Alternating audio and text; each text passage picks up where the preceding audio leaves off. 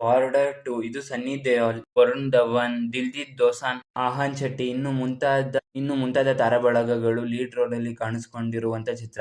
1997ರಲ್ಲಿ ತೆರೆಕಂಡಂತ border ಸಿನಿಮಾದ ಒಂದು picture sequel ಅಂತಾನೆ ಹೇಳ್ಬೋದು ಈ ಸಿನಿಮಾದ ಮಾರ್ಕೆಟಿಂಗ್ ಮೆಟೀರಿಯಲ್ ತುಂಬಾನೇ ಆವರೇಜ್ ಆಗಿತ್ತು ಅಂಡ್ ಸಿನಿಮಾದ ಎಕ್ಸ್ಪೆಕ್ಟೇಷನ್ ಕೂಡ ಅಷ್ಟೇನಿರ್ಲಿಲ್ಲ ನನಗೆ.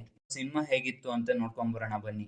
ಸಿನಿಮಾ ಕತೆ ಸುತ್ತೋದು 1974 ಇಂಡಿಯಾ ಮತ್ತೆ ಪಾಕಿಸ್ತಾನ ವಾರ ಸುತ್ತ. ಹೇಗೆ ಪಾಕಿಸ್ತಾನದಲ್ಲಿ ನಮ್ಮ ಪಾಕಿಸ್ತಾನದ ಸೋಲ್ಜರ್ಸ್ ನ ಸೋಲ್ಸಿದ್ರು ಅಂತ, ಮತ್ತೆ ನಮ್ಮ ಇಂಡಿಯನ್ ಸೋಲ್ಜರ್ಸ್ ನ ಲೈಫ್ ಹೇಗಿರುತ್ತೆ ಅಂತ ಈ ಮೂವಿಲಿ ತೋರ್ಸಕ್ಕೆ ಪ್ರಯತ್ನ ಪಟ್ಟಿದ್ದಾರೆ. ಈ ಮೂವಿಯನ್ನ ನೋಡೋದಕ್ಕೆ ಬಾರ್ಡರ್ 1 ಸಿನಿಮಾವನ್ನ ನೋಡಿರ್ಲೇಬೇಕು ಅಂತ ಏನು ಕಂಪಲ್ಸರಿ ಇಲ್ಲ, ಯಾಕಂದ್ರೆ ಈ ಮೂವಿ ಬಾರ್ಡರ್ 1 ಕಂಟಿನ್ಯೂಷನ್ ಅಲ್ಲ, ತುಂಬಾನೇ ಡಿಫ್ರೆಂಟ್ ಕಥೆಯನ್ನ ಹೊಂದಿದೆ. ಸಿನಿಮಾದ ಪಾಸಿಟಿವ್ಸ್ ಕಡೆ ಬರೋದಾದ್ರೆ ಮೊದಲನೇದಾಗಿ ಬರೋದೇ ಸನ್ನಿ ದೇओल ಅವರು. ಬಾರ್ಡರ್ 1 ಬಂದಾಗ ಇವರಿಗೆ ಅವಾಗ 39 ವರ್ಷ ವಯಸ್ಸು, ಬಟ್ ಈಗ 68. ಬಟ್ ಆ ಎನರ್ಜಿಯನ್ನ ಹಾಗೆ ಕ್ಯಾರಿ ಮಾಡಿದ್ದಾರೆ ಅಂತಾನೆ ಹೇಳ್ಬೋದು. ಸೊ ಇವ್ರ ಕಡೆಯಿಂದ ಹೈ ಆಕ್ಷನ್ ಎಲ್ಲ ನಾವು ಎಕ್ಸ್ಪೆಕ್ಟ್ ಮಾಡೋಕ್ ಆಗೋದಿಲ್ಲ, ಬಟ್ ಅವರ ಪ್ರೆಸೆನ್ಸ್ ಮತ್ತೆ ಅವರ ಡೈಲಾಗ್ ಡೆಲಿವರಿಯಿಂದನೇ ಇವರ ಆಕ್ಟಿಂಗ್ ಅನ್ನ ತಿಂದಾಕಿದ್ದಾರೆ ಅಂತಾನೆ ಹೇಳ್ಬೋದು. ಬಾರ್ಡರ್ 2 ಸಿನಿಮಾ ಬಂದಾದ್ಮೇಲೆ ವರುಣ್ ಧವನ್ ಅವರ ಆಕ್ಟಿಂಗ್ ಗೆ ತುಂಬಾನೇ ಬ್ಯಾಕ್ ಕ್ಲಾಶ್ ಗಳು ಬಂದಿತ್ತು, ತುಂಬಾನೇ ವಿರೋಧ ವ್ಯಕ್ತಪಡಿಸಿದ್ರು ಜನರು. ಆದ್ರೆ ಅಂತ ಕೆಟ್ಟ ಆಕ್ಟಿಂಗ್ ಏನ್ ಮಾಡಿಲ್ಲ ವರುಣ್ ಧವನ್ ಅವರು, ಡೀಸೆಂಟ್ ಅಂತಾನೆ ಹೇಳ್ಬೋದು. ಕ್ಲೈಮ್ಯಾಕ್ಸ್ ನಲ್ಲಿ ಸ್ವಲ್ಪ ಚೆನ್ನಾಗಿ ಆಕ್ಟಿಂಗ್ ಮಾಡಿದ್ರು ಅನ್ನೋದ್ ಬಿಟ್ರೆ ಸಿನಿಮಾದ ಪೂರ್ತಿ ಡೀಸೆಂಟ್ ಆಗಿ ಇದ್ರು ಅಂತಾನೆ ಹೇಳ್ತೀನಿ. ಇನ್ನ ಪಂಜಾಬಿ ಸಿಂಗರ್ ಕಮ್ಸ್ ಆಕ್ಟರ್ ದಿಲ್ಜಿತ್ ದೋಸಾಂಜ್ ಅವರು ಆಕ್ಟಿಂಗ್ ಸ್ವಲ್ಪ ಚೆನ್ನಾಗಿತ್ತು. ಅವರಿಗೆ ಇವೆಲ್ಲ ಒಂದು ಹೊಸ ರೀತಿಯ ಎಕ್ಸ್ಪೆರಿಮೆಂಟ್ ಅಂತಾನೆ ಹೇಳ್ಬೋದು, ಆದ್ರೆ ಅದನ್ನ ಹ್ಯಾಂಡಲ್ ಮಾಡಿರೋ ರೀತಿ ತುಂಬಾನೇ ಚೆನ್ನಾಗಿತ್ತು ಅಂತ ಹೇಳ್ತೀನಿ. ಉಳಿದ ಸಪೋರ್ಟಿಂಗ್ ಆಕ್ಟರ್ಸ್ ಕೂಡ ತಮ್ಮ ತಮ್ಮ ರೋಲ್ ಅನ್ನ ಅಚ್ಚುಕಟ್ಟಾಗಿ ನಿಭಾಯಿಸಿದ್ದಾರೆ.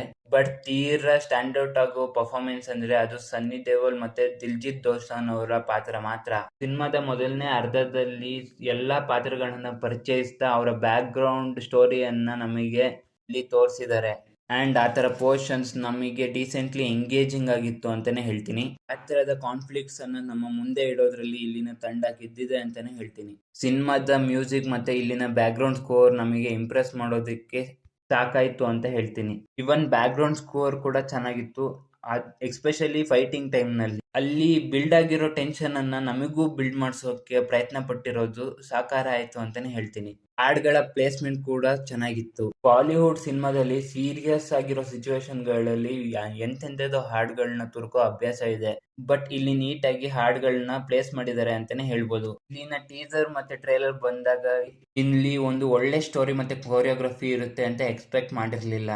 ಬಟ್ ಆಕ್ಷನ್ ಸೀಕ್ವೆನ್ಸ್ ನ ಕೊರಿಯೋಗ್ರಫಿ ಎಸ್ಪೆಷಲಿ ಆನ್ ಲ್ಯಾಂಡ್ ಅಂದ್ರೆ ಬಾರ್ಡರ್ ಲ್ಯಾಂಡ್ ಅಲ್ಲಿ ನಡೆಯುವಂತ ಆಕ್ಷನ್ ಸೀಕ್ವೆನ್ಸ್ ನ ತುಂಬಾ ಚೆನ್ನಾಗಿ ಕಟ್ಕೊಟ್ಟಿದ್ದಾರೆ ಅಂತಾನೆ ಹೇಳ್ಬೋದು. ಮೊದಲನೇ ಅರ್ಧದಲ್ಲಿ ಕ್ಯಾರೆಕ್ಟರ್ ನ ಇಂಟ್ರೊಡ್ಯೂಸ್ ಮಾಡಿಸ್ಬೇಕಾದ್ರೆ ಸ್ವಲ್ಪ ಜಾಸ್ತಿನೇ ಟೈಮ್ ತಗೊಂತಾರೆ, ಬಟ್ ಅದನ್ನ ಬೇಕಂತಾನೆ ಮಾಡಿರ್ಬೋದು ಇವರು.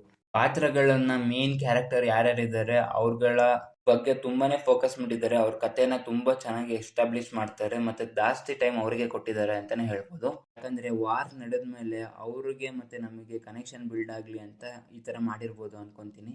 ಮತ್ತೆ ಇಲ್ಲಿ ನನಗೆ ಪ್ರಾಬ್ಲಮೆಟಿಕ್ ಅನ್ಸಿದ್ದು ಇಲ್ಲಿನ VFX ಮತ್ತೆ ಇಲ್ಲಿನ CG ಎಲ್ಲವೂ ಎಕ್ಸ್ಟ್ರೀಮ್ಲಿ ಆರ್ಟಿಫಿಷಿಯಲ್ ಮತ್ತೆ ಫೇಕ್ ಆಗಿ ಕಾಣಿಸ್ತಿತ್ತು. ಎಸ್ಪೆಷಲಿ ಹೆವಿ ಫೈಟ್ ಸೀಕ್ವೆನ್ಸ್ ಮತ್ತೆ ನೀರಿನ ಮೇಲಿನ ಸೀಕ್ವೆನ್ಸ್ ಗಳೆಲ್ಲ ತುಂಬಾ ಆರ್ಟಿಫಿಷಿಯಲ್ ಆಗಿ ಕಾಣಿಸ್ತಿತ್ತು. ಸಿನಿಮಾದ ಲೆಂತ್ ಬರೋಬ್ಬರಿ 3.25 ಗಂಟೆ. ಫಸ್ಟ್ ಹಾಫ್ ಎಕ್ಸ್ಟ್ರೀಮ್ಲಿ ಸ್ಟ್ರೆಚ್ಡ್ ಅಂತ ಅನ್ಸುತ್ತೆ, ಅಲ್ಲಿ ಸ್ವಲ್ಪ ಡ್ರಾಪ್ ಮಾಡಿ ಸಿನಿಮಾನ ಸ್ವಲ್ಪ ಇನ್ನೂ ಅರ್ಧ ಗಂಟೆ ಕಮ್ಮಿ ಮಾಡಿದ್ರೆ ಇನ್ನೊಂಚೂರು ಎಂಗೇಜಿಂಗ್ ಆಗಿರ್ತಿತ್ತು ಅಂತ ಹೇಳ್ತೀನಿ. ಇನ್ನು ಆಹಾನ್ ಶೆಟ್ಟಿ ಅವರ ರೋಲ್ ಇಲ್ಲಿ ಸೂಟ್ ಆಗ್ತಾ ಇರ್ಲಿಲ್ಲ ಅನ್ನೋ ಭಾವನೆ ನಮಗ್ ಬರುತ್ತೆ. ಅವರ ಎಕ್ಸ್ಪ್ರೆಷನ್ ಸ್ವಲ್ಪ ವೀಕ್ ಆಗಿತ್ತು ಅಂತ ಅನಿಸ್ತು. ಸನ್ನಿ ದೇओल ಇದಾರೆ ಅಂದ್ಮೇಲೆ ಇಲ್ಲಿನ ಡೈಲಾಗ್ ಗಳಿಗೆ ಏನ್ ಕಮ್ಮಿ ಇರೋದಿಲ್ಲ, ಡೈಲಾಗ್ ಗಳು ಸಖತ್ತಾಗಿದ್ವು. ಕೆಲವರಿಗೆ ಇಷ್ಟ ಆಗ್ಬೋದು, ಕೆಲವರಿಗೆ ನೋಡೋದ್ ಕಷ್ಟ ಆಗ್ಬೋದು ಅಂತ ಹೇಳ್ತೀನಿ. ಇನ್ನು ಸಿನಿಮಾ ಹೇಗಿತ್ತು ಅಂತ ಹೇಳೋದಾದ್ರೆ ಇದೊಂದು ಅಬವ್ ಆವರೇಜ್ ಸಿನಿಮಾ ಅಂತಾನೆ ಹೇಳ್ತೀನಿ. ನೀವೇನಾದ್ರೂ ಥಿಯೇಟ್ರಿಗೆ ಹೋಗೋದಾದ್ರೆ ಹೋಗಿ ನೋಡ್ಬೋದು, ಅಥವಾ ಸಿನಿಮಾ OTT ಬಂದ ಮೇಲೂ ಕೂಡ ನೀವು ಈ ಸಿನಿಮಾವನ್ನು ವಾಚ್ ಮಾಡ್ಬೋದು. ಸೊ ನಾನ್ ಸಿಗ್ತೀನಿ ಮುಂದಿನ ವಿಡಿಯೋದಲ್ಲಿ. ಅಲ್ಲಿ ತನಕ keep watching and please subscribe to my channel.